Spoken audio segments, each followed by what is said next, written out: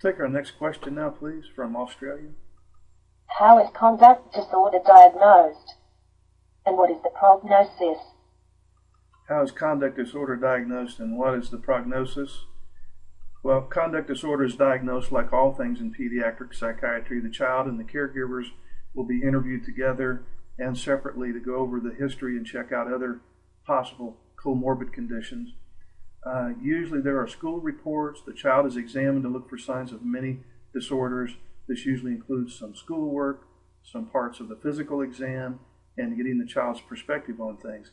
Occasionally there are lab tests and x-rays to do, but there's no lab test that I'm aware of that reveals anything related to conduct disorder.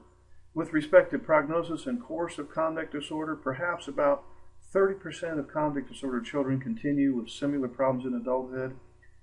It's more common in males than females to have conduct disorder as adults. Females with conduct disorders more often end up having mood and anxiety disorders as adults.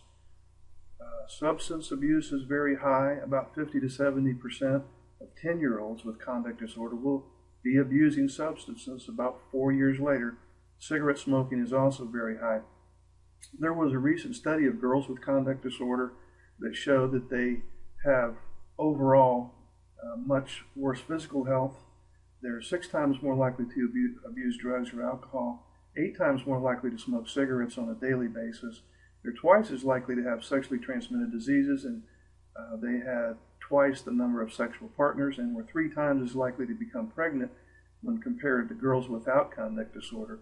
Now, looked at from a different direction, by the time they're adults, 70% of children no longer show signs of conduct disorder. So that's the good news. Now, does this mean that they're cured? Well, some are, but what often happens is the comorbid problems remain or get worse. That is, for example, a girl with conduct disorder and depression may end up as an adult with depression, but not conduct disorder, and the same pattern can be true of, for example, conduct disorder plus bipolar disorder.